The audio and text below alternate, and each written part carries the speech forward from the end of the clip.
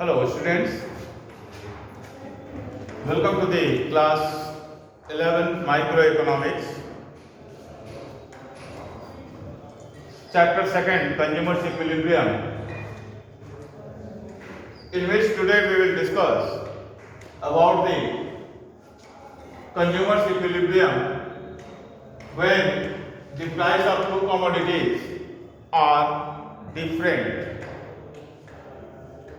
Before it, we have discussed when the price of two commodities are same, that is similar. Today we will see how consumers attains its equilibrium while the price of the two commodities are different. For this, we have to follow certain conditions and assumptions. Number one condition, the marginal utility of X by price of X must be equal to marginal utility of Y by price of Y, and it must be equal to marginal utility of last rupee spent on the commodity. Second condition, law of diminishing marginal utility will operate.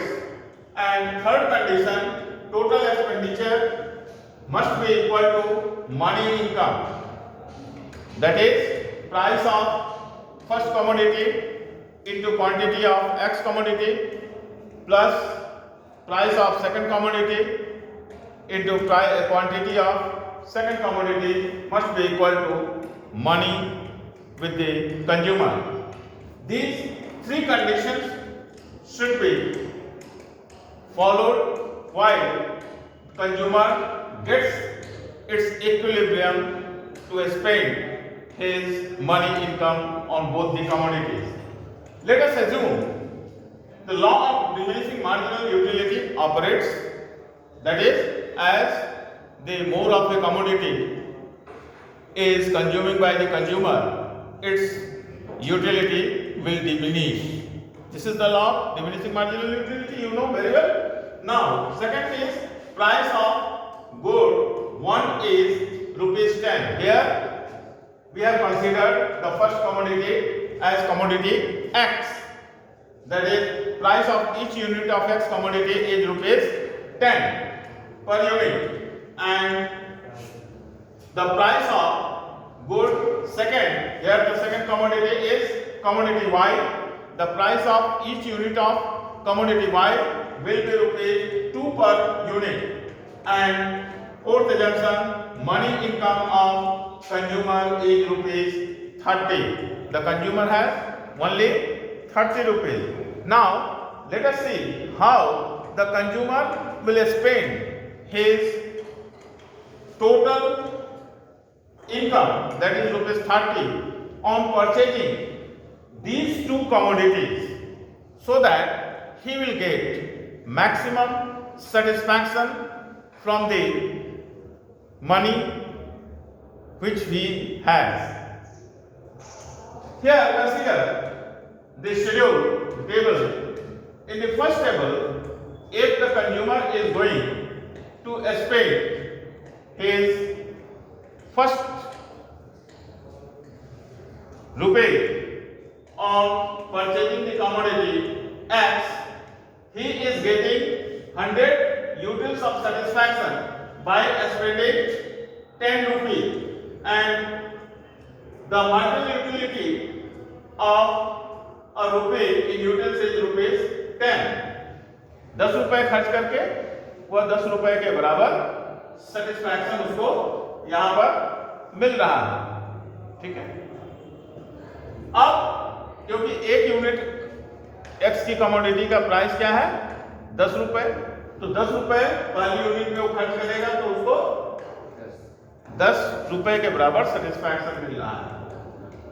और Y में अगर खर्च करता तो पहले unit वह अगर खर्च करता तो उसको 2 रुपए खर्च करके कितना 12 रुपए के बराबर सेटिस्फैक्शन मिलता। लेकिन अब एक्स कमोडिटी की कितनी कमोडिटी वह खरीदेगा, ठीक है। तो नेक्स्ट 10 उसके पास कितना है 30 रुपए, 10 रुपए उसने एक्स पे पे खर्च कर दिया, फिर 10 का देखता है, फिर अगले 10 के लिए दूसरा कमोडिटी अगर वो परचेज करता है तो उसको 8 रुपए के बराबर सेटिस्फैक्शन मिल रहा है। इस पॉइंट पर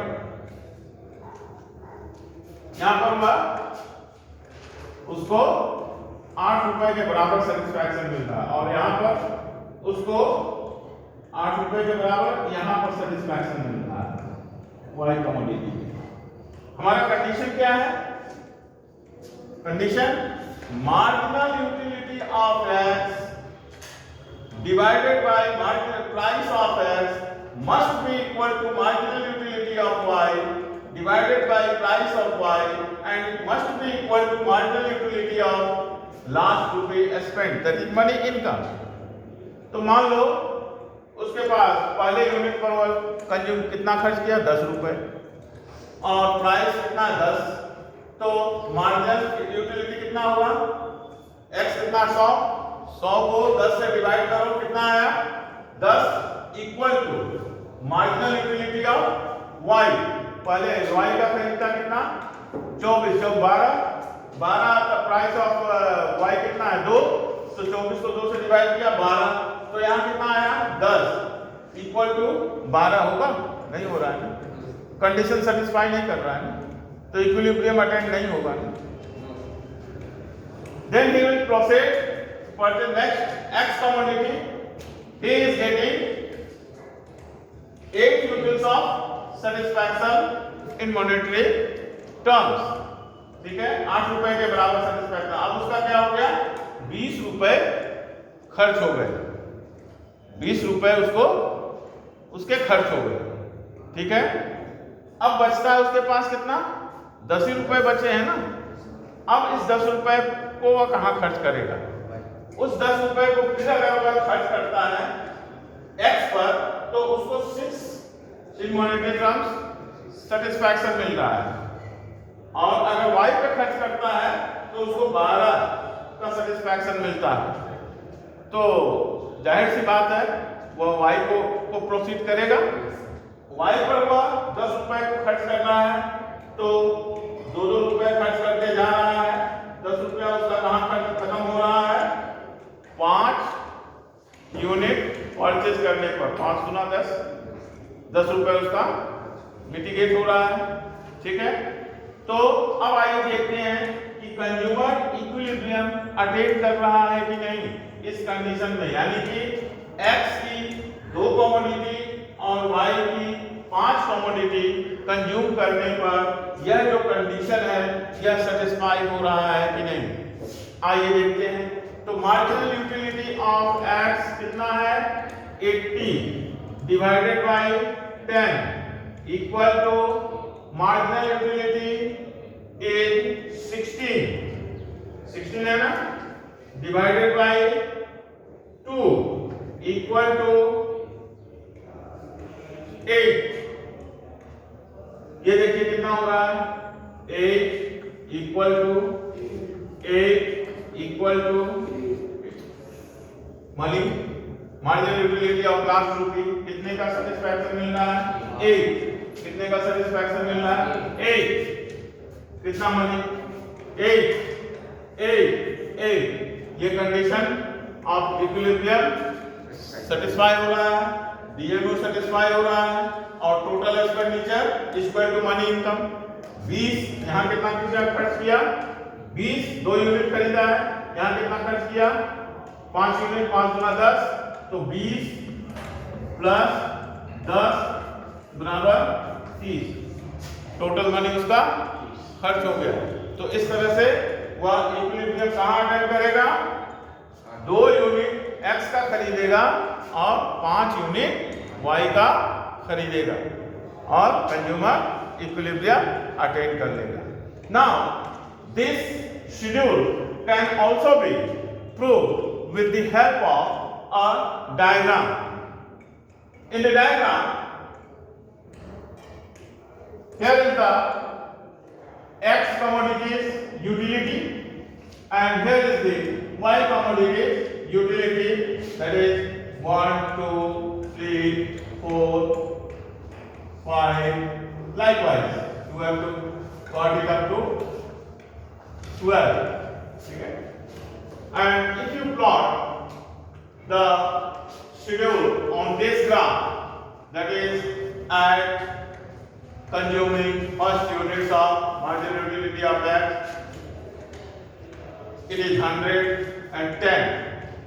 पहले यूनिट पर कितना है, ये यूनिट कंज्यूम है, कितना है x का 10 पे जाइए, ये है 10, यहाँ पॉइंट कर दीजिए, ठीक है।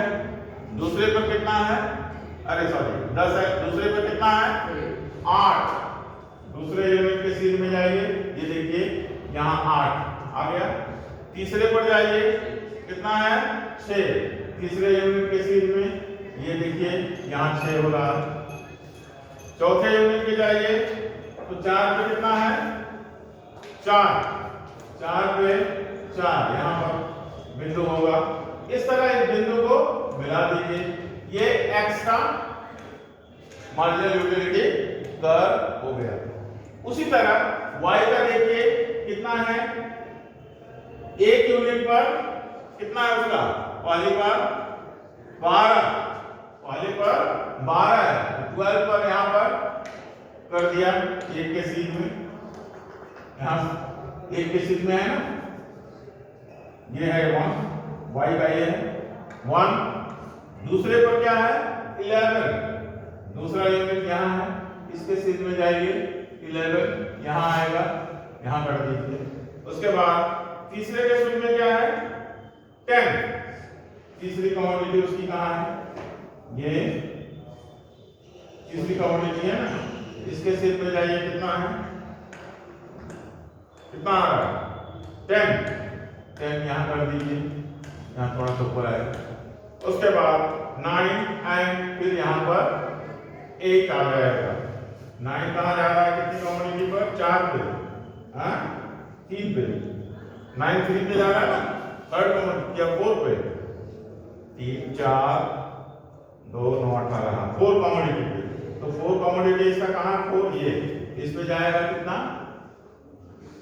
9, यहाँ ये कर्व थोड़ा सा ऐसे है यहाँ, और थर्ड पे ये 5 कमोडिटी पे 8, ये 5 कमोडिटी है, ये देखिए 5, इस पे कितना है 8 यहाँ आ रहा है।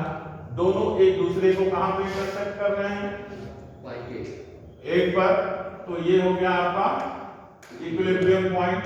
देखिए x की कितनी कमोडिटी 2, y की कितनी कमोडिटी 5, इक्विलिब्रियम अटेंड कहाँ हुआ, यहाँ सेटिस्फाई हो, हैं? कहाँ समझ में नहीं आया, फिर से बोलो, एक्सप्लेन कर दें। टेबल नहीं समझ में आया, टेबल में क्या है कि यूनिट्स x 1 2 3 4 5 6 7 8, ठीक है, यूनिट्स कंज्यूम, ये marginal utility of x in utils. अगर x की वह एक कमोडिटी कंज्यूम करता है 10 रुपए दे करके, तो उसको 100 यूटिल्स का सेटिस्फैक्शन मिल रहा है, ठीक है। तो 100 यूटिल्स को अगर हम मॉनेटरी टर्म में मेजर करें तो 10 से इसको डिवाइड करेंगे, कितना आ जाएगा 10 रुपया खर्च करके उसको 10 रुपए के बराबर सेटिस्फैक्शन मिल रहा है, ठीक है। दूसरा यूनिट 80 यूनिट्स का सेटिस्फैक्शन मिल रहा है, 10 से डिवाइड किए 1, यानी कि 10 रुपया खर्च करके उसको 8 रुपए के बराबर सेटिस्फैक्शन मिल रहा है, तो कम मिल रहा है। तो अब x की नहीं खरीदेगा ना, हैं? क्योंकि जितना खर्च कर रहा है उससे कम उसको सेटिस्फैक्शन मिल रहा है, तो क्या करेगा y पे भागेगा, 20 रुपया खर्च कर चुका है, हैं? y पे भागा तो यहाँ पर आया, तो यहाँ तो 2 रुपए पर यूनिट, 2 रुपए खर्च करना शुरू किया, ठीक है, गया 5 तक, तो देख रहा है 8 यूनिट्स का सेटिस्फैक्शन मिला उसको, है ना। तो यह कंडीशन हम यहाँ 8 वहाँ 8 हम इस पर प्लॉट करते हैं। देखिए हमारा जो मार्जिनल ये इक्विलिब्रियम का कंडीशन है, mu(x/px) must be equal to mu(y/py) must be equal to mu of last rupee spent। Condition satisfied हो गया, ठीक है। In this way I have completed the consumer's equilibrium in case of when price of the commodity, two commodities are different, and when the price of two commodities are same, and in case of single commodity also. So this is the cardinal measure of utility. We have already covered the all aspects of consumer's equilibrium in the economics, in single commodity, in case of double commodity, with the help of cardinal measure of utility. From the next class, we will discuss the ordinal measure of utility. The first concept has been covered. The ordinal measure will be started from tomorrow. Rest is well. Thank you.